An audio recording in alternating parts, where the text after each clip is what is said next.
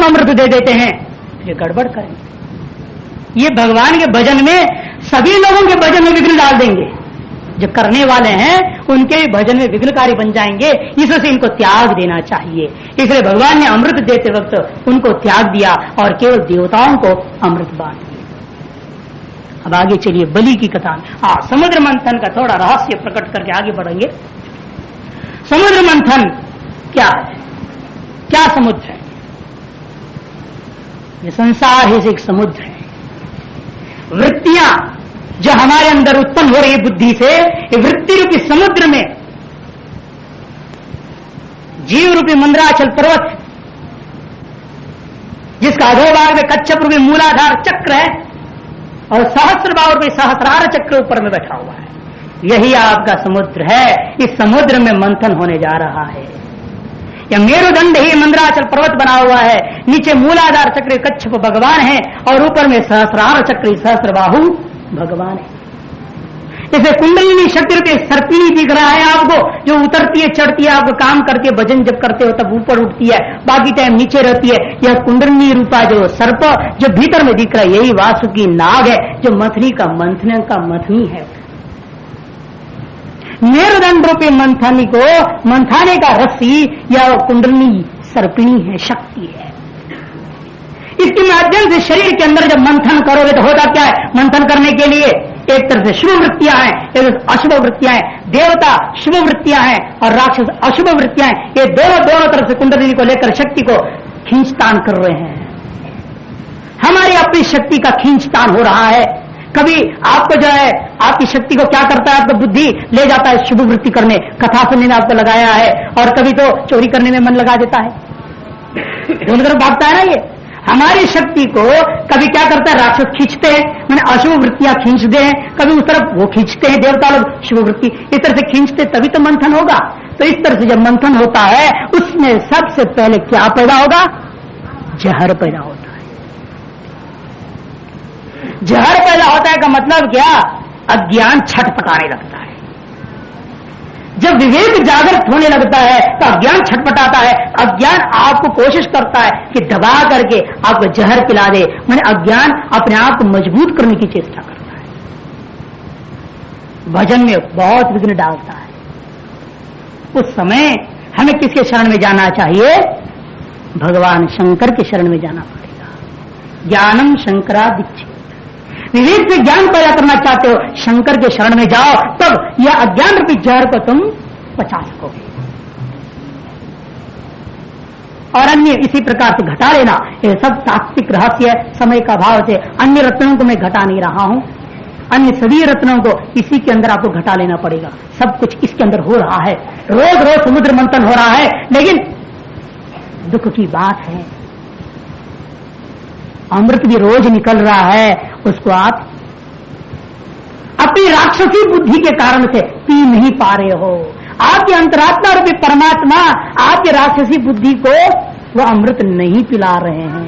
जिस दिन तुम उसको शुभ वृत्ति बना दो, दैवी बुद्धि बना दोगे, तब वह अंदर में जो रोज मंथनी से निकलता हुआ जो अमृत, वह अमृत तो आपको परमात्मा बुद्धि में पिला देता है। तो जीव और आत्मा का संबंध एक होता है, अद्वैत का अनुभूति होती है, ज्ञान का अनुभूति होती है, प्रकाश हो जाता है, हम स्वयं प्रकाश स्वरूप हो जाते हैं।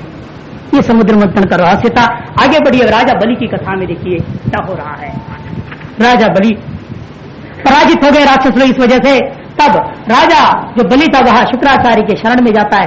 दोबारा शुक्राचार्य बलि को जीवित कर देते हैं अपना अमृत संजीवनी विद्या से। तो पराजित श्री रसुभिश्चहापितो हिंदेन राजन भृगुभि सजीविता सर्वात्मना तान भजत भृगुन बलि शिष्यो महात्मार्थ निवेदन। शिष्य का निवेदन को सुन करके गुरु शुक्राचार्य जी ने उनका रक्षा की। ठीक है, अमृत संजीवनी विद्या से उसको पुनर्जीवित कर दिया। पुनर्जीवित करने के कारण से उसने क्या किया कि चालू किया अपना चढ़ाई देवताओं पर दोबारा। ठीक है, आप अमर हो, हम लोगों को ठग करके तुम लोग अमर हो गए हो, कोई बात नहीं, लेकिन तुम्हारे ऐश्वर्य को मैं छीन के रहूंगा। बदला लेने की भावना से असुर वृत्तियां चल पड़ते हैं। जब बदला लेने की भावना से असुर वृत्तियां चल पड़ते हैं, तब असुर वृत्तियों ने, जानते हो मन का स्वभाव है झूठ बोलने का, छल करने का, कपट करने का, अनायास ही चाय पी के आए हुए हैं आप, फिर भी जब घर में पूछते हैं चाय पी के आए, नहीं नहीं एक और कप पिला दें, नहीं ही बोलता है पहले वो। लालच इतनी बुरी बला है, अभी चाय पिया है, दोबारा समय तक ये भी आ जाए, अच्छा नहीं पिया हूं बोल देता है। कभी कभी हम महात्माओं की मंडलियों में भी रहे, बहुत सब प्रकार के महात्माओं को देखा हूं, शंकराचार्य जी के साथ भी रहा, वहां से लेकर खड़िया पलटनों का मंडली में भी घुमा हूं, तो सब जगह रहा हूं। हाँ, और यहां तक भी लाइन में खड़ा होकर के, कुष्ठ रोगियों का लाइन में भी खड़ा होकर के खिचड़ी मांग के खाया, तो सब तरह के लोगों का बीच में रहकर अनुभव किया। तो इस मामले में तो महात्मा भी पीछे नहीं हटे हैं। अभी अभी दूध पिए हुए रहते हैं, दोबारा दूध का गिलास आया तो कहते हैं हाँ लाओ, अब पिया ही नहीं, कहाँ आया था, अभी तक तो आया ही नहीं था, लाओ लाओ। केवल वेश से कुछ नहीं होता है, हमने तो नीचे से ऊपर तक सभी के अंदर ये देखा है, इसलिए हम कह रहे हैं आप लोगों को सावधान होनी चाहिए। सावधानी ही बस साधना है। एक संत है देहरादून में, उनका नाम है सर्वदास जी, उनके जीवन का एक ही वचन हमेशा बोला करते हैं, सावधानी ही साधना है। झूठ बोलना एक जबान का स्वभाव हो चुका है। गंदे वस्तुओं को देखना, लालच बुरी नजर लगाना, ये आंखों का स्वभाव है। सावधान बने रहो, अपने इंद्रियों को सावधानी को कसौटी पर हमेशा रखना चाहिए, लगाम को हमेशा कंट्रोल में रखनी चाहिए। अर्जुन ने इसलिए क्या किया, अपने बस की बात नहीं थी, इसलिए सारथी किसको बनाया, उसने भगवान को बनाया। कहा कि इसको संभालने वाला कौन हो सकता है, भगवान ही हो सकते, कोई दूसरा नहीं कर सकता है। कहने का मतलब आप जब तक भगवान के चरण में नहीं जाओगे तब तक जो है आपका कल्याण नहीं हो सकता। ईश्वरार्पण बुद्धि से चलनी पड़ती है, ईश्वर प्रणिधानाद्वायो सूत्रकार कहते हैं। बलि ने यही किया, उसने देखा गुरु जी हमको रोक रहे हैं, न हम गुरु जी को त्याग देंगे लेकिन भगवान के शरणागति को हम छोड़ेंगे नहीं। तो बलि ने देवताओं को इसलिए ही परेशान किया है, अपने कल्याण के लिए ही परेशान किया। तो तब क्या हुआ, देवता लोग बड़ा दुखी हुए, देवता लोग भगवान से प्रार्थना किया, तो भगवान ने जो है अब अवतार लेना है उद्धार करने के लिए संसार का। तो भगवान उपाय करते, देखो जाओ तुम लोग कश्यप से प्रार्थना करो। जब प्रजापति कश्यप संतान के लिए प्रार्थना करेंगे, उनके माध्यम से मैं वामन अवतार धारण करूंगा और आप लोगों का जो ऐश्वर्य वापस लौटा दूंगा। तो कश्यप जी इसलिए अदिति को पयोव्रत का उपदेश देते हैं। पयोव्रत और पुंसवन व्रत, ये दो व्रत होते हैं संतान प्राप्ति के लिए। लड़का चाहिए लड़की चाहिए, विधि विधान थोड़ा अंतर है यही दो व्रत। उसमें दोनों व्रत की चर्चा यहाँ पर इस भागवत कथा में की गई है। अदिति को पहले पुंसवन व्रत का विधान किया था और अब अदिति को कश्यप जी ने क्या कर रहे हैं, पयोव्रत का विधान कर रहे हैं।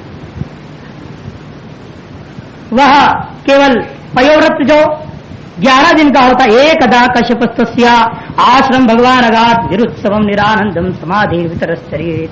कहते कोई 11 दिन में ही केवल भगवान के प्रति पूर्ण शरणागति के साथ अनुष्ठान करने पर अवश्य ही उसको पुत्र की प्राप्ति होती है। और यहाँ पर देखो 11 दिन दिति सम्यक प्रकार से व्रतानुष्ठान करती है। भगवान स्वप्न में आकर के कहते हैं चिंता मत करो। 12वें दिन आते हैं, इत्युक्ता सादिति राजन स्वभर्त्रा कश्यपेन वै अन्वतिष्ठत् व्रतम् इदम् द्वादशाहम् मतन्द्रिता। 12वां दिन तक बिना आलस्य का पूरे 12 दिन तक जो है सम्यक प्रकार से अनुष्ठान किया।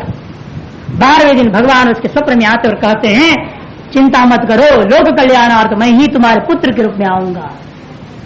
तो भगवान ने प्रकट होकर वरदान दिया, नहीं तत्परस्मात् केयम पृष्ठयापि कथंचन सर्वं संपद्यते देवी तेव गुह्यम सुसमृद्धम। लेकिन एक रहस्य बता दिया भगवान ने, किसी को बोलना नहीं ये बात। अमुक व्रत में कर दिया था इसलिए भगवान मुझे प्राप्त हो गए संतान के रूप में, ये बात किसी से नहीं कहना।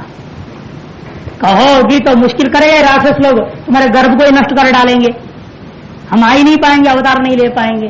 इसलिए जो है तुम किसी बात को रहस्य रखना। हमेशा व्रत गुरु मंत्र ये सब रहस्यपूर्ण होता है, सबके सामने में बखान करने की वस्तु नहीं है। तो ये कहा करके भगवान अंतर्धान हो गए। तो भगवान क्या करते हैं, श्रवणायाम श्रवणद्वादश्याम मुहूर्ते अभिजिति प्रभु सर्वे नक्षत्र ताराद्यास चक्रु तज्जन्म दक्षिणम। कहते हैं कि उत्तरायण मार्ग था, श्रावण मास की द्वादशी शुक्ल पक्ष का था, अभिजित नक्षत्र में समस्त अन्य तारा ग्रह अनुकूल जब था, उस समय भगवान वामन का जन्म हुआ। बोलिए श्री वामन भगवान की जय। वामन भगवान जन्म लेकर क्या करते हैं, अब उनका लक्ष्य केवल उद्धार करना था, ऐश्वर्य वापस लौटाना है देवताओं को, पृथ्वी के भार को उतारना है। इसलिए वो सीधा 8 वर्षीय बालक होने के बाद राजा बलि के यहाँ यज्ञ में पधारते हैं। जब यज्ञ में पधारे, वहां पर ब्राह्मणों को यज्ञ का अंग में नियम है ब्राह्मणों को दान देना है, इसलिए भगवान वहां पर आए एक ब्राह्मण का वेश में। इसलिए ब्राह्मण के जन्म लिया है, बालक बन के आए हुए, चोटी ब्रह्मचारी धारण करके आए हुए हैं, क्योंकि यहां पर बलि से लड़ करके प्राप्त करना संभव। जहां पर लड़ करके ही कुछ कार्य करना होता है, वहां भगवान क्षत्रिय वंश में जन्म लिए, और जब विनय भाव से काम निकालना होता है तब तक ब्राह्मण में शरीर उन्होंने लिया। संन्यास धर्म का पालन बताना था। ऋषभदेव का जन्म ब्राह्मण शरीर में हुआ, वामन का अवतार ब्राह्मण शरीर में हो रहा है, क्योंकि मांगना है। मांगने का अधिकार ब्राह्मण के सिवा क्षत्रिय को नहीं है। क्षत्रिय और वैश्य देने का अधिकारी है, मांगने का अधिकारी नहीं होता। भिक्षा मांगने का अधिकार केवल ब्राह्मण को है। इसलिए ब्राह्मण का वेश धारण करके भगवान वामन आते हैं बलि के राज दरबार में और मांगते हैं, मुझे 3 पग जमीन चाहिए। इत्युक्त सहसन्नाः वांछित प्रतिक्रियताम् वामनाय महीम दातुम जग्राह जलभाजनम। हंसते हुए बलि कहने लगा, अरे 3 पग, जब तीनों लोकों का मैं मालिक हूं, तुम 3 पग क्यों मांग रहे हो? चलो तेरा हाथ है। क्योंकि वो कहते हैं ज्यादा मांगना लालची का काम होता है, जितना जरूरत है उतना ही मांगना चाहिए। हम लालची नहीं है, हमको 3 पग से काम चलेगा, क्योंकि हम शरीर मर भी जाए, गाड़ने के लिए 3 पग ही तो जमीन चाहिए, ज्यादा क्या करूं, इसलिए हमें इतना ही दे दो। तो अच्छा संकल्प करने लगा। शुक्राचार्य कहते रुक जाओ, क्या गड़बड़ कर रहे हो? एष वै रोचने साक्षात भगवान विष्णुरव्यय कश्यपाददिते रजातो देवानां कार्य साधक। हे विरोचन का बेटा बलि, ये जो सामने में खड़ा है साधारण ब्राह्मण बालक नहीं है, कश्यप के द्वारा अदिति में जन्म लिया हुआ साक्षात भगवान विष्णु है, देवताओं का काम सिद्ध करने के लिए ही आया हुआ है, इसलिए इसको संकल्प करके दान नहीं देना। अभी आपने सुना था, तजे पिता प्रहलाद विभीषण बलि गुरु तजे कंत व्रज।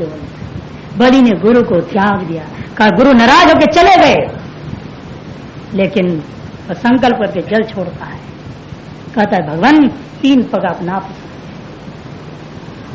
3 पग जमीन जहां चाहो वहां आप ले लो। सबसे पहले भगवान जो भक्त पर कृपा करते हैं तो कितना सुंदर ढंग से कर रहे हैं। देखिए यहां सीधा ही उसको आत्मज्ञान नहीं दे रहे हैं, उसको मुक्त करना चाहते हैं, सीधा आत्मज्ञान नहीं देते हैं। तुरंत विराट रूप धारण कर लिया भगवान ने। 1 पग रख दिया स्वर्ग में, 1 पग पृथ्वी को पूरे के पूरे को ले लिया, पूरा लोक ना। और कहते हैं अब बताओ मैं 3रा पग कहां रखे? उसने कहा महाराज अज्ञान के कारण से यह सर हमेशा खड़ा रहता है अहंकार से युक्त होकर, मेरे अहंकार के सहित अज्ञान को नाश करने के लिए आप अपना 3रा चरण हमारे सर पर रखना चाहिए। अपना सर दे देता है और चरण भगवान जैसे रखते हैं अहंकार के सहित ज्ञान नाश हो जाता है, अंदर से ज्ञान स्फुरित होता है, आत्मानुभूति होती है, ब्रह्मानुभूति होती है। वह भगवान के चरणारविंदों की स्तुति करने लगता है। क्या स्तुति कर रहा है? तद्वामनम रूपम और अवर्धताद्भुतम हरेरनंतस्य गुणत्रयात्मकम भूखं दिशोद्योर्विवराः पयोधयस् तिर्येन्द्र देवा ऋषयो यदासत। जो यह वामन रूप क्या हुआ है? जो आकाश मंडल को व्याप्त कर गया है, जो द्युलोक को व्याप्त कर गया है, नक्षत्र तारागण को व्याप्त कर गया है, ग्रहों को व्याप्त कर लिया है, पृथ्वी को व्याप्त कर लिया है, भू के विवरों को व्याप्त कर लिया है, सब कुछ को व्याप्त किया है, ऐसे विराट स्वरूप परमात्मा को मेरा बार बार प्रणाम है।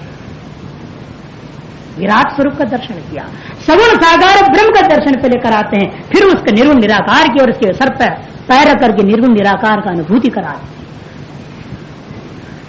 क्योंकि जब तक सगुण साकार की अनुभूति नहीं होती है तब तक आपकी निष्ठा ईश्वर में बन नहीं सकती है। जब तक ईश्वर में निष्ठा नहीं बन सकती है, निर्गुण निराकार की अनुभूति पूर्वक अपने स्वरूप में निष्ठा नहीं हो सकती। इसलिए परमात्मा इस रूप से बलि का उद्धार कर दिया। यह आपके जो है 8वें स्कंद का विचार यहां पूरा होता है। तो इस बलि का कहानी का रहस्य देखिए। राजा बलि क्या है ये तो बता ही दिया, एक तरह से अहंकार। बला अस्य अस्ति इति बलि, बल जिसके पास है वो बलि है, बलवान पुरुष। और राक्षसों में जन्म लिया है। अभी आपको बताया था असुर के पास बल शक्ति आ जाए तो क्या होता है, परपीडनाय, दूसरों को पीड़ित करने के लिए होता है। अर्थात जिस किसी के भी अंदर अहंकार है वह अहंकार हमेशा दूसरे को दबाने की कोशिश करता है।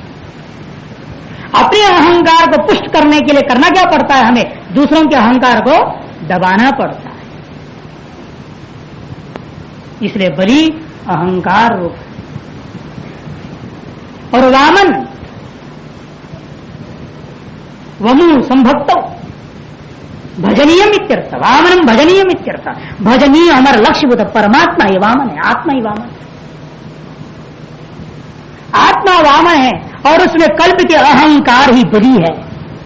उस बलि रूपी अहंकार को कुचल करके आत्मा का स्वरूप को उद्धार करना है, उठाना है। उसके लिए क्या करना पड़ता है, 3 पग नापना पड़ता है। मैंने जागृत अवस्था, स्वप्न अवस्था और सुषुप्ति अवस्था, इन तीनों अवस्थाओं पर विजय हासिल करके तुरीय अवस्था में पहुंचना पड़ता है, तब तुम्हारा उद्धार होता है। ये संक्षिप्त रहस्य बताते हुए आगे चलिए, समय के अभाव है। आज शंकराचार्य जयंती भी मनाना है, भगवान कृष्ण का भी जन्मोत्सव मनाना है। इसी कारण से थोड़ा 9वां स्कंद जल्दी मैं समाप्त कर देता हूं, संक्षेप में भागूंगा। देखिए 9वां स्कंद का नाम है ईशानुकथा। इसका नाम क्या है, ईशानुकथा। ईश का अनुसरण करने वाले लोगों की कथा है। ईश मने परमात्मा ईश्वर, उनका अनुसरण करने वाला मने भगत, उस भगत का कथा। लेकिन कैसा भगत है ये भी थोड़ा समझ लो। कहावत है लोगों का, हम बता देते हैं। लोगों क्या एक तमाशा बोलते हैं, रहस्य जाने से पहले थोड़ा बता दूं फिर रहस्य में घुस जाऊंगा। भगत ठगत है जगत को, भगत ठगत है जगत को, भगत ठको ठगत है संत। किसी उठपटांग कवि ने बोला है, भगत लोग क्या करते, कहते जगत को ठगते हैं और भगतों को भी मूर्ख बना देते संत, ऐसे बोला है। तो मूढ़ कवि के खिलाफ यह भागवत कहता है, हे कवियों ये मूढ़ विचार को त्यागो, तुम सच्चाई देखना चाहते हो, देखो भक्त क्या करता है। इसलिए भक्तों की कहानी से 9वां स्कंद को भर दिया है पूरा का पूरा। इस 9वें स्कंद के किन भक्तों की कहानी है, दोनों वंशों की कहानी है, सूर्य वंश का भी और चंद्र वंश का भी। सूर्य वंश के लिए 13 अध्याय लगाया गया है और चंद्र वंश 11 अध्यायों में विचार किया गया है। और यहां भी 24 अध्याय है कुल मिलाकर के। इन 24 अध्यायों का रहस्य की तरफ जाइए। 24 प्रकार के अपराध होता है। जितने भी अपराध है मनुष्य के द्वारा होता है उसको शास्त्रकारों ने 24 भागों में बांट दिया है।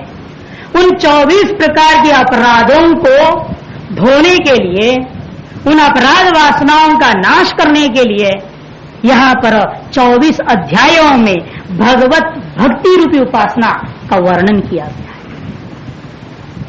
भक्तों की कथा के माध्यम से अपराध वासना की सफाई होती है और भगवान की भक्ति से कर्म की वासना की सफाई। इसलिए हम लोग भक्तों के नाम का भी गुणगान करते हैं। मीरा की आप चिंतन करते हो, मीरा का गुणगान करते हो, कबीर का गुणगान करते हो, तुलसीदास जी का गुणगान करते हो, भक्तों का आप नाम लेते हो, संतों का नाम लेते हो, गुरुजनों का नाम लेते हो। क्यों लेना पड़ता है? इसका कारण यही है कि भाई इसके माध्यम से हमारी अपराध की वासनाएं नाश हो जाएगी। जब अपराध वासना नष्ट हो जाते हैं तो कर्म वासनाओं का नाश करना शेष रह जाता है। उनको नाश करने के लिए आपको भगवान की भक्ति करनी पड़ती है, जो पूर्व स्कंद के विचार आया हुआ था। 8वां स्कंद में सद्धर्म स्कंद था, ये ईशानु कथा है। लेकिन वह सद्धर्म में आपकी प्रवृत्ति तब हो सकती है जब तक अपराध वासना नाश नहीं होती है। इसलिए कर्मज वासनाओं का नाश के लिए भगवत भक्ति, और उस भगवत भक्ति के लिए आपका अपराध वासना नाश करना पड़ता है। उसके लिए भक्त का चरित्र का चिंतन जरूरी है, भक्त चरित्र की उपासना, वह 9वें स्कंद का विचारधारा है। तो पूर्व स्कंद में 3 गुणों का आपने पाया। गजेंद्र के विचार में आपने देखा आपत्ति में भी भगवान का स्मरण करना चाहिए। संपत्ति में भगवान ने क्या किया, दान देते गया। और तीसरा आपने देखा वचन निर्वाह करना चाहिए। बलि की कथा में यही था, प्राण जाए पर वचन न जाए, अपने वचन को उसने निभाया। तो ये 3 आदर्श आपने पूर्व 3 कथा में 8वें स्कंद में देखा। कष्ट काल में भगवान का स्मरण करो, धन संपत्ति है तो दान दे दो, और वचन का निर्वाह, चाहे कुछ भी करना पड़े वचन का निर्वाह करनी चाहिए। अब 9वें स्कंद में उसी वैराग्य को दृढ़ करने के लिए आप यहाँ पर 24 अपराध वासनाओं का निवारण करने के लिए वर्तमान मनवंतर का विचार करते हैं। वैवस्वत मनवंतर के पुत्र राजा सुद्युम्न की कथा। राजा सुद्युम्न अपने घमंड के कारण से एक बार कैलाश चला जाता है, और कैलाश पर्वत पर पार्वती जी का एक भयंकर अभिशाप था कि जो कोई भी प्रवेश करे वो नारी हो जाए। एकमात्र पुरुष वहां शिव होते हैं, बाकी सब नारी होते हैं। सुद्युम्न में वहां प्रवेश जैसे कि वह नारी हो गया। जब नारी हो गया तो सूर्य वंश का औलाद होने के नाते वह अपने गुरु वशिष्ठ के चरणों में जाता है, प्रार्थना करता है, भगवान हमारा उद्धार कीजिए, मेरे से गलती हो गई, मुझे स्त्री शरीर प्राप्त हुआ है। और वशिष्ठ जी भगवान शिव को प्रसन्न करते हैं, और शिव जी जब प्रकट होकर उस पर कृपा करते, कहते ठीक है कोई बात नहीं, 1 महीना तुम स्त्री रहो, 1 महीना पुरुष रहो। बड़ा मुश्किल हो गया, 1 महीना स्त्री 1 महीना पुरुष रहना पड़े। अब उन्हीं के जो प्रजा लोग कहने लग गए, ऐसे राजा, ये हमारे राजा, इस तरह का राजा हमको नहीं चाहिए। अहो राजन निरुद्धाते कायन हृदय गृदा तत्पुत्र पौत्र न त्रीणाम गोत्राणि च न श्रृंमहे। ऐसे राजा के अधीन रहकर हमारे पुत्र पौत्र आदि गोत्र को भी हम नाश करना कभी नहीं चाह सकते, इसलिए मैं ऐसे राजा नहीं चाहिए। फिर अंत में उन्होंने इसलिए क्या किया, अपना जो बेटा हुआ था क्या नाम था उसका, वृषध्र, उसको जो है देख करके अपना चले जाते हैं। तत्पश्चात उन्हीं की परंपरा में नाभाग पैदा होते हैं। नाभाग का बेटा अम्बरीश होता है। अम्बरीश की कथा आप जानते हैं, बहुत ही सुप्रसिद्ध है। एकादशी व्रत करता है वो। लब्ध कामैरनुज्ञात पारायणोपचक्रमे तस्य तरयति साक्षात दुर्वासा भगवान अभूत। भगवान दुर्वासा का रूप धारण करते हुए क्रोध स्वरूप भगवान आदि आ गए हैं। अम्बरीश अपना एकादशी का व्रत समाप्त कर चुका है, द्वादशी का दिन पारणा करने को तैयार है, और द्वादशी अतिथि को भोजन खिलाए बिना पारणा नहीं कर सकते। तो पारणा करने के चाहता था, दुर्वासा महर्षि आए तो उसने कहा ठीक है भगवान, आपको हम खिला करके तब हम खाएंगे। लेकिन कहा अभी मैं स्नान ध्यान करके आऊंगा। चले गए दुर्वासा जी, तो गए 12 बज रहा है, द्वादशी का तिथि भी समाप्त होने जा रहा था, तब भी वह लौटे नहीं। तब अम्बरीश ने क्या किया, पारणा तो करनी थी लेकिन अन्न तो खा नहीं सकते बिना संत को खिलाए, तो उसने क्या किया, झाप में जल लिया, तुलसी दल को रख दिया और उसको खा करके पी करके अपना उसने पारणा कर दिया। उसके बाद अंतर्यामी दुर्वासा जानते इस रहस्य को पहुंच गए। भक्त की परीक्षा बहुत कठोर ले रहे हैं। कहते हैं दुर्वासा महर्षि, तुमने मुझे बिना खिलाए कैसे तुमने खा पी लिया?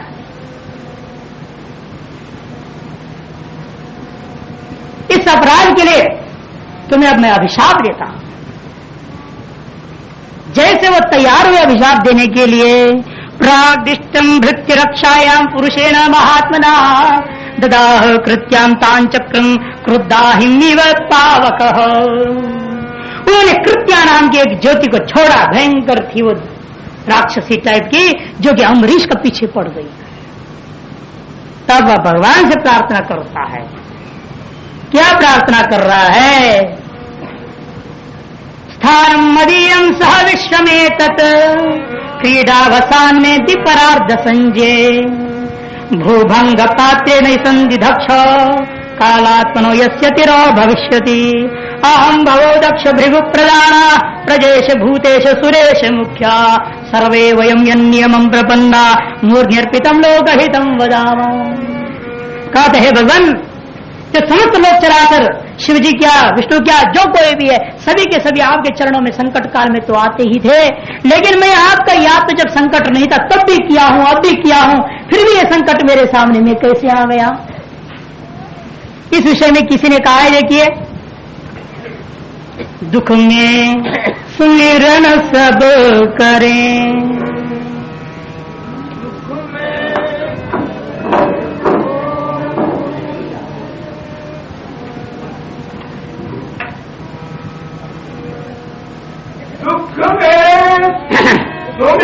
सब करे मुख में करे न कोई, जो सुख में सुमिरन करे तो दुख काहे को। दुख में सुमिरन सब करे सुख में करे ना कोई। दुख में तो सभी भगवान का स्मरण करते हैं, लेकिन सुख में तो कोई नहीं करता। जो सुख में सुमिरन करे, और जो व्यक्ति सुख में भी स्मरण करता है तो दुख काहे को हो, उसका दुख कैसे हो सकता है। मैं दुख कभी हो नहीं सकता है, लेकिन हे भगवान क्या कारण है कि मैंने सुख में भी आपका स्मरण करता रहा। सुख था उसमें, एकादशी का व्रत मैंने किया, पारणा की, लेकिन फिर भी हमको दुख क्यों आया है। आप ये हमारा रक्षा कीजिए। तो भगवान स्वयं आने से पहले ये दुर्वासा का पीछे सुदर्शन चक्र को छोड़ देते हैं। सुदर्शन चक्र पहले कृत्या को नाश कर देता है और उसके बाद दुर्वासा के पीछे पड़ गया। दुर्वासा तीनों लोगों में भागते गए कहीं भी शरण नहीं मिला। अंत में दुर्वासा महर्षि भगवान के चरण में जाते हैं। भगवान कहते हैं मैं भी कुछ नहीं कर सकता। जिस भगत के साथ तुमने अन्याय किया है उसी भक्त की शरण में जाओ, वही तुम्हारी रक्षा करेगा। दुष्कर को न साधूनाम दुस्तिजो वा महात्मनाम यही संगृहीतो भगवान सात्वताम वृषभो हरि। जो व्यक्ति दुष्कर से दुष्कर कार्य भी क्यों न हो, वह साधु पुरुष केवल अपनी वाणी से पूरा करके दिखा सकते हैं। उनकी वाणी से हार निकल जाए बस काम हो गया। कल ही हम सुन रहे थे, कुछ यहाँ क्षेत्रीय लोग आके मिले, वो बता रहे थे ये ढेर जगह में एक अनाथालय खोला। कैसे खोले? एक संत कोई थे सुंदरनगर क्षेत्र के, वो उनके आशीर्वाद के लोग गए। उन्होंने कहा जाओ, लेकिन एक शर्त है, अपने स्वार्थ को बगल रख देना, निस्वार्थ भाव से तुम अनाथालय चालू कर दो और उत्तरोत्तर वृद्धि होते जाएगा, चिंता मत करो। शुरू में बेचारों ने 50 रुपया किराए पे मकान खरीदकर अनाथालय शुरू किया। आज उनका बड़ा महल है, बहुत सारा लंबा चौड़ा जमीन जायदाद है, सब कुछ है, 50 बच्चों को पाल रहे हैं। संत की वाणी असंभव को भी संभव कर दिखा देता है। कहा किराए के मकान में शुरू हुआ, आज स्वतः संपत्ति सब कुछ संपन्न। यही संत अम्बरीश का वाणी काम ने किया। अम्बरीश ने कहा भगवान पैर मत छुओ मेरा, आप ब्राह्मण, मैं क्षत्रिय राजा हूं, बस मैं कह रहा हूं, अब आपकी शांति हो गई, बात खत्म। संत ने कहा, अम्बरीश ने, सुदर्शन लौट गया। दुर्वासा का दुख निवृत्ति हो गई। अब रहस्य में चाहिए, दुर्वासा किसको कहते हैं? दुर माने दूह, दूरम वसति, वासयति वायति दूरवासा। आपको परमात्मा से अलग करके दूर बसाने वाला जो दुष्ट वृत्तियां हैं उसका नाम दूरवासा। अंबरश्चासौ ईशः इति अंबरीशः। अंबर के समान सर्वत्र व्यापक, आकाश के समान सर्वत्र व्यापक जो जीवात्मा, परमात्मा, जो परमात्मा होता हुआ भी इस शरीर के अंदर शासन के अधीन जो हो गया है, उस जीवात्मा का नाम ही अम्बरीश है। तो जीवात्मा का टकराव हो रहा है क्या? दुष्वृत्तियों के साथ में। तब सुदर्शनम सुष्टु दृश्यते अनेन इति सुदर्शनम, सुंदर ढंग से सम्य प्रकार से सकल दोष से रहित होकर के निर्मल ज्ञान जिसके द्वारा अनुभव हो जाए उसका नाम सुदर्शन चक्र होता है। जब तक सुदर्शन चक्र रूपी ज्ञान ये बुरी वृत्तियों का पीछे नहीं पड़ता है तब तक जीवात्मा के ऊपर कृपा परमात्मा का नहीं हो सकती है। ये अमरीश की कहानी का संक्षिप्त परिचय है। अब आगे चलिए, इसी उस अमरीश के अनंतर इक्ष्वाकु होगा। इक्ष्वाकु वंश में मानधाता होते हैं, सौवरी होते हैं। उन ऋषियों की कहानियों में बहुत बड़ी रहस्य है, लेकिन हम आगे बढ़ते हुए चल रहे हैं। हरिश्चंद्र की कहानी, राजा त्रिशंकु और हरिश्चंद्र की कथा आती है। दोनों ही विश्वामित्र के चेले हैं, दोनों परम भक्त बन गया दे। राजा हरिश्चंद्र के लिए बहुत ही विलक्षण बात कही गई है। हरिश्चंद्र कैसे थे? वह सत्य का प्रेमी थे, वह सत्य ही बोलना पसंद करते थे। इसलिए उनका सिद्धांत कैसे था तो एक कवि गा के सुना रहा है। देखिए, कवि उच्च या नीच का भेद न हो जहां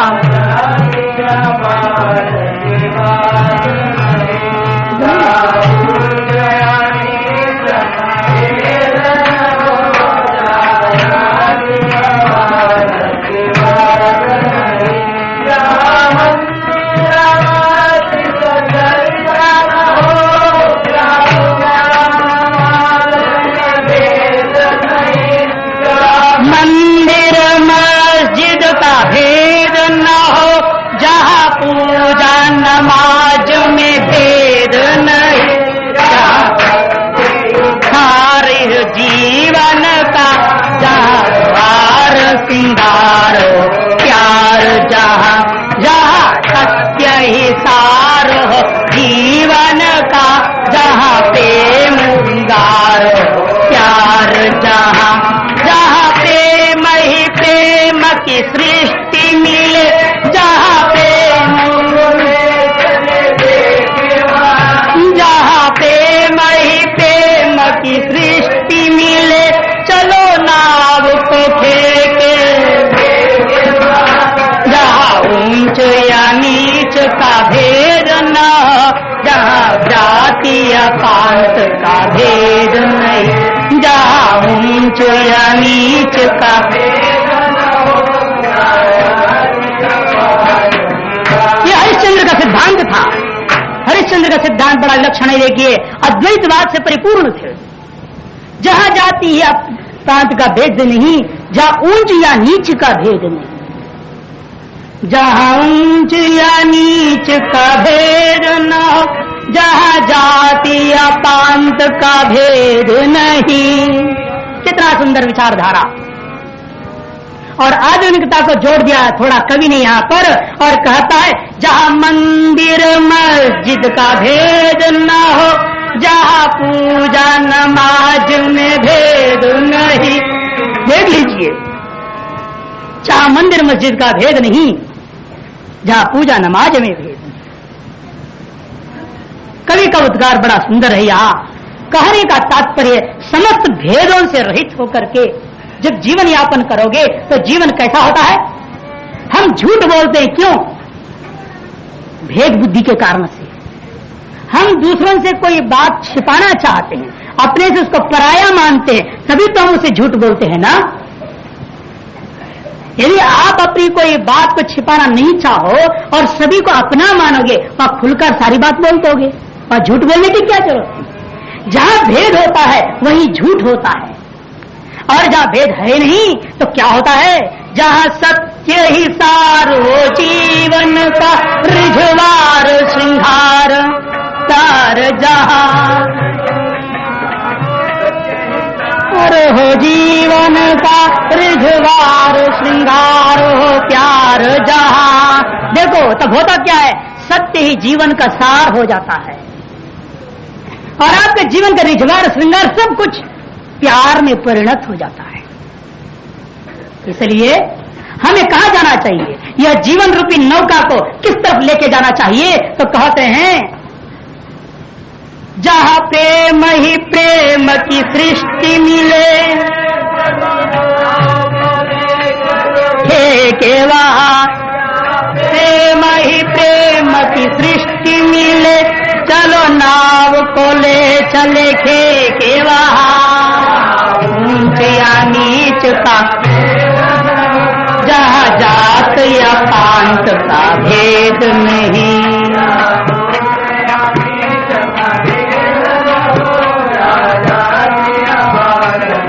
इसलिए जहाँ प्रेम की सृष्टि हो, प्रेममय सृष्टि जहाँ पर होता है वहां पर इस जीवन रूपी नौका को खेके चलना चाहिए। जहां पर आपको राग द्वेष की बात दिखाई पड़ती है, जहां पर विरोध की बात दिखाई पड़ती है, ईर्ष्या द्वेष की बात दिखाई पड़ती है, वैर भाव दिखाई पड़ती है, वहां से हट जाना चाहिए और जीवन का रूपी नौका उस जगह पर ले जाओ जहां पर प्रेम ही प्रेम की सृष्टि हुई।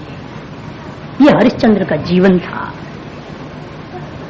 इसलिए हरिश्चंद्र का कल्याण हुआ।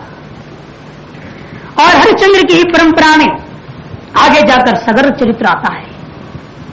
सगर चरित्र आता है तो पहले ही एक बार पूर्व में राजाओं की, विशिष्ट राजाओं की कथा करते वक्त 7वें स्कंध में विचार आ चुका है, गंगा अवतरण हो चुका है। लेकिन फिर भी यहाँ पर इस 9वें स्कंध में भक्त की महिमा गाते हुए भगीरथ की महिमा गाने के लिए इस 9वें स्कंध का 9वां अध्याय में दोबारा भगीरथ का अवतरण करता है। 9 संख्या की महिमा बड़ी विलक्षण।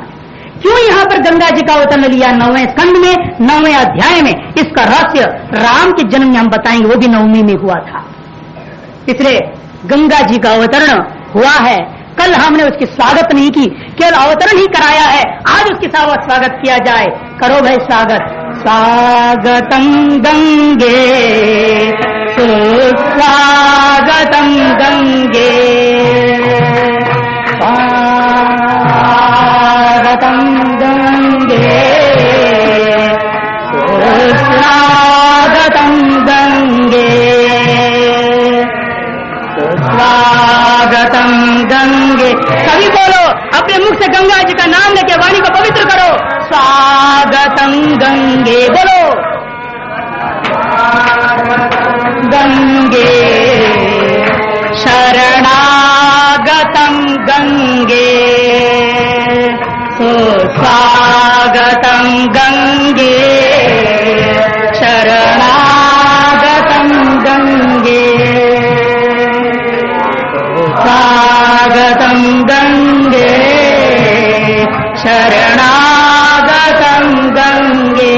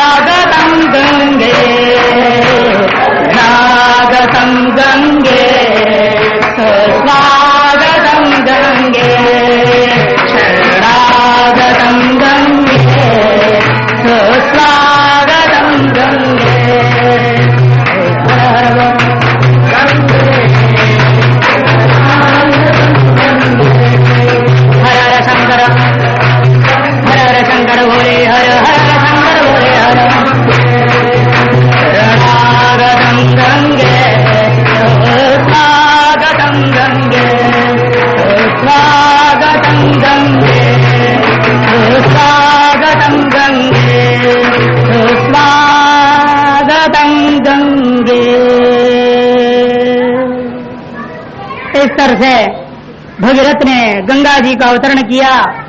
तत्पश्चात ऋषि मुनि संत महात्मा और आप सभी भगत लोगों ने अभी उसका स्वागत भी कर दिया। उसी गंगा तट की ओर चलते हुए आगे राजाओं की कथा आरंभ करते हुए आगे बढ़ते हैं। राजा मानधाता की कहानी आता है। तत्पश्चात उसी वंश में चलते हुए भगवान राम की कहानी आरंभ होता है। भगवान राम की कहानी आरंभ होता है। भगवान राम का जन्म हुआ। संक्षेप में आप सभी उस रामायण को जानते ही हैं, उसकी ज्यादा विस्तार में न जाते हुए केवल रहस्य मात्र में घुस जाएंगे। रमन्ति योगिना अस्मिन् राम, राम कहते शुद्ध ब्रह्म का नाम राम है। और सीता जी क्या है, इसका आचार्य शंकर, जिस शंकराचार्य जी का आप स्तुति आज करने वाले हो कुछ देर बाद, वही शंकराचार्य लिखते हैं आत्मा त्वं गिरिजामति सहचरा प्राण शरीरम गृहम्। ये आत्मा ही क्या है, तुम हो, और बुद्धि क्या है, वही पार्वती है, सीता है। राम ही आत्मा है, सीता ही बुद्धि है। जब बुद्धि रूपी सीता विशुद्ध होकर के आत्मा रूपी राम का साथ मिलन करता है, तभी जाकर के आत्मानुभूति होती है। लेकिन सीता जैसे विशुद्ध होना पड़ेगा, जिसको अग्नि कुंड में भी परीक्षा किया गया तो भी पवित्र थी। वैसे विवेक वैराग्यादि अग्नि में आपको जब पीसते हैं गुरु जी का फैक्ट्री में जब पहुंचोगे ना, वहां भी और रॉ मटेरियल बन के तुम आते हो, पापों को लेकर के आते हो। जब गुरु जी का फैक्ट्री में वो रॉ मटेरियल जो होता है कच्चा माल, उसको घिसना पड़ता है, पिटना पड़ता है, बहुत कुछ करना पड़ता है, तब जाकर के कहीं बड़ा सुंदर वस्तु आपके सामने में आता है कि नहीं आता है। एक बढ़ई है, मान लो कारपेंटर, क्या करता है वो, लकड़ी आप कच्चा ले आते हो, उल्टपटांग टेढ़ा मेढ़ा रहता है, उसको रंधा मारेगा, छीरेगा, फिरेगा, फाड़ेगा, सब कुछ करेगा, तब जाकर के बढ़िया सुंदर चौकट बनता है, खिड़की बनता है, सब बनता है कि नहीं बनता है। उसी प्रकार से जब तक गुरु तुमको केवल प्रेम देते रहेगा तो समझ लेना तुम्हारा कल्याण होने वाला नहीं है। जब तक अच्छी तरह से रगड़ाई ना हो, अहंकार का दमन ना हो, अच्छी तरह से पिटाई कुटाई ना हो, तब तक समझो तुम्हारा कल्याण होने वाला नहीं है। और यहां पर क्या हुआ, देखो राम ने सीता की परीक्षा कैसे लिया है, थोड़ी लिया, जबरदस्त परीक्षा लिया है। असुरों के वन में, नाम है अशोक वन, और वहां शोकमग्न सीता। क्या परीक्षा है, भेजे कहां पे, अशोक वन में परीक्षा ले रहे हैं। कहां तक सीता अपने अशोक स्वरूप में रहेगी या शोक मग्न हो जाएगी।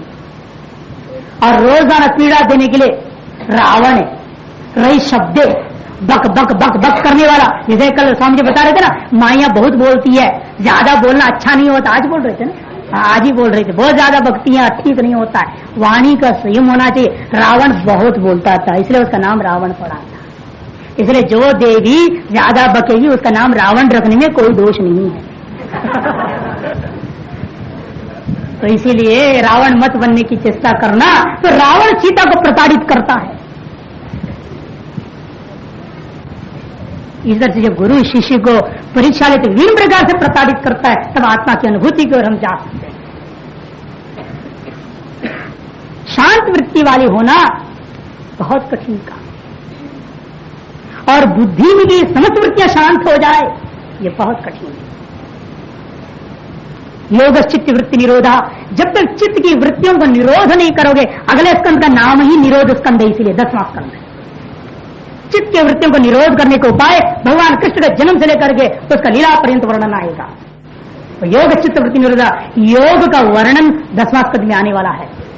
और पहले उसके पहले अब राम का वर्णन कर रहा था। रहस्य, राम आत्मा है, सीता बुद्धि है। जब उसमें समस्त विशुद्धियां हो जाए, परीक्षा की कसौटी पे अब पास हो जाएंगे जब, तब बुद्धि अपने आप आत्मा की ओर अभिमुख होगी, जगत को त्याग देती है, तो आत्मानंद भगवान का स्वरूप का आनंद प्राप्ति होता है। बोलिए सच्चिदानंद भगवान की।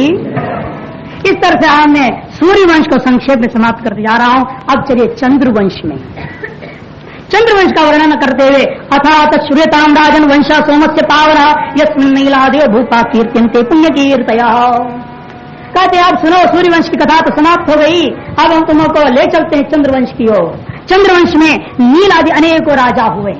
चंद्र का बेटा पहले वह बुध, बुध का बेटा, ऐसे क्रम से चलते चलते चलते नील आदि अनेकों राजा हुए। इसी में क्या हुआ, सताम विलोक्य नृपतिर हर्षेणोत्फुल्ल लोचन वाच सत्या वाचा देवी मृष्टा तनूर्वह। उसने जो है क्या किया है, स्वागतम तेवरारोहे आसताम करवाम किम संभ्रमस्व मया साकम रतिर्नव शाश्वती समा। इस तरह से उसने क्या किया, अपने पत्नी को ग्रहण करते हुए प्रेम किया और पत्नी के माध्यम से अनेकों पुत्रों को उत्पन्न करता हुआ ऋचिक को पैदा किया और ऋचिक से जमदग्नि हुए, जमदग्नि से परशुराम हुए। इस प्रकार से चंद्रवंश बढ़ते गया बढ़ते गया बढ़ते गया। बढ़ते बढ़ते हम कहाँ पहुंच रहे हैं, परशुराम जी के द्वारा क्षत्रियों का संहार हुआ, ययाति का जन्म होता है क्रमशः, ययाति का फिर 4 संतान होते हैं, उसका शर्मिष्ठा के साथ विवाह होता है, ब्राह्मणी के साथ